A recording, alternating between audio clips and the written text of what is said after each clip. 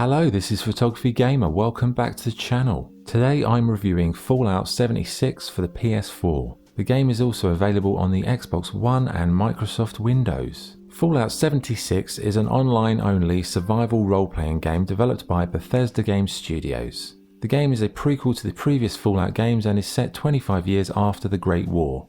The game starts with you waking up in Vault 76. Shortly after leaving, you get contacted by the Vault Overseer, where it's revealed you have a secret mandate to secure the nuclear silos in the region. The game has 3 modes: adventure, private matches, and a battle royale option which is still in beta.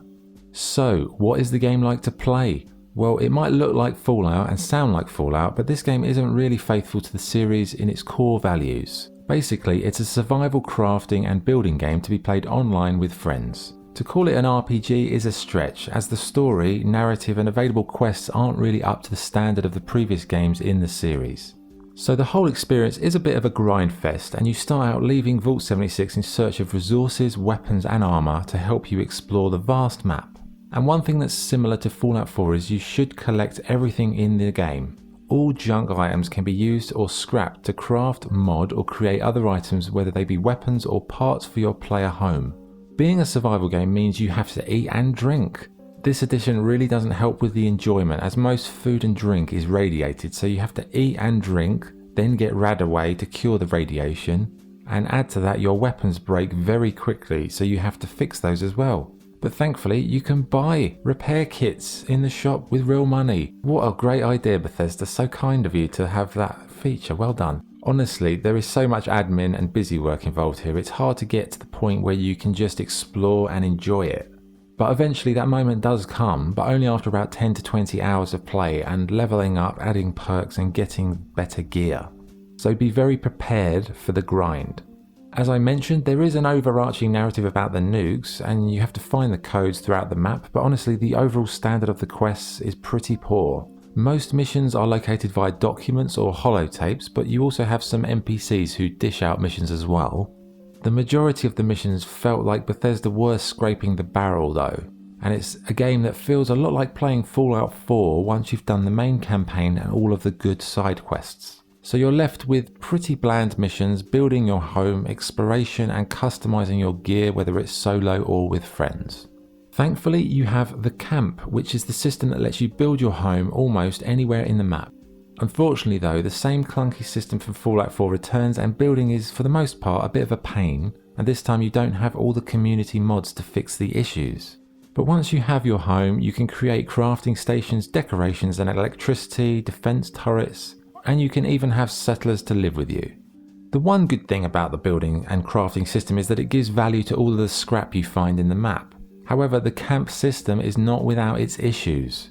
I experienced 2 problems when moving my camp. It's supposed to save the whole base as one piece so that when you go to a new area, you can just relocate it. For me, twice, it separated the entire thing into individual blocks. I couldn't rebuild it, so I had to scrap it and go again. Then it happened a second time a few days later. Very, very annoying. So, it's a great idea to have a mobile camp, but what will happen, you'll just end up choosing one location and never moving because you can't be asked to rebuild it. That's really what's going to happen. So there are other players you've got to deal with. Mostly they're friendly, but I did experience a few trolly hostile ones. But there are other enemies like the Scorched, super mutants and some weird boss-like creatures that are spread out through the different regions. Finally, on gameplay, you can launch nukes in this game. Unfortunately, you can't nuke the microtransaction atomic shop. That would have been nice.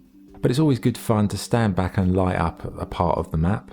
Graphically, Fallout hasn't improved a great deal since number 4. The game is still littered with janky movement, pop-up, environmental glitching and poor character models, and horrific ragdoll effects. But the environments do look nice on occasions, and it's a lot more colourful than the previous games. The game also has a photo mode, which is okay. It's a bit limited, but you can still do some nice stuff. It also doubles as a video mode. Because it's an online game, you can't pause the action, so if you want to do panning video, you can do that. The music is a bit hit and miss, with some tracks feeling a little bit out of place to the Fallout franchise, but the excellent old school radio stations return, although it's pretty much the same tracks as before. A few more new ones would have been nice, but that would mean Bethesda have to spend some more money, so that is not going to happen. Okay, what's good and what's bad? What's good? The game community were generally positive and friendly, barring the odd troll. The fact that your camp disappears when you're offline is a good feature which prevents someone trashing your base. The customization options for armor, weaponry, it's very comprehensive. You can play co-op with your friends online. And at times it does feel like a traditional Fallout game as you explore the wasteland, but those moments are few and far between. What's bad? It's like playing a Fallout game after you've completed it, as in it feels quite soulless and empty. Putting private matches behind the Fallout First paywall is an absolute disgrace. For a full price game to be so heavily embedded with microtransactions is really poor.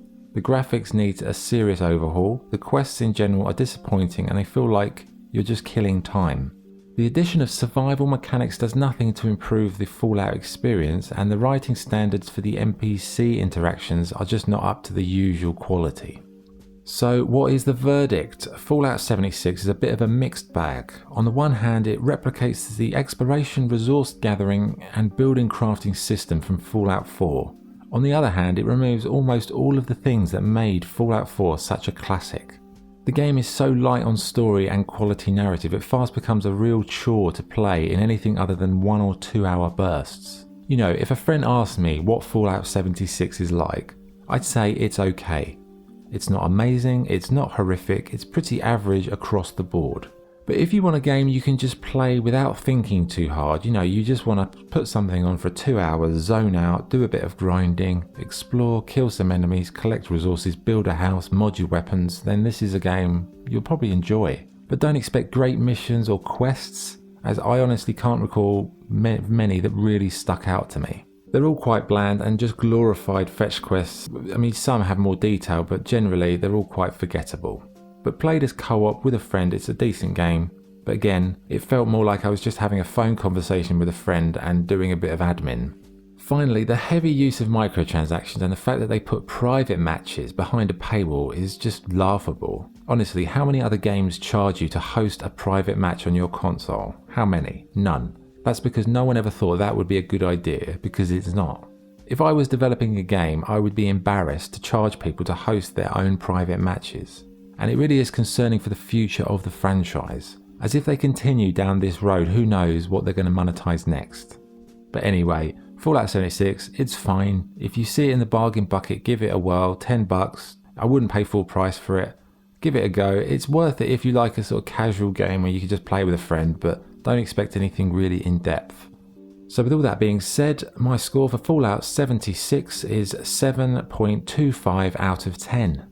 Okay, that was the review. Thank you for watching. If you enjoyed the video, please like and subscribe. This is Photography Gamer signing off. Thank you.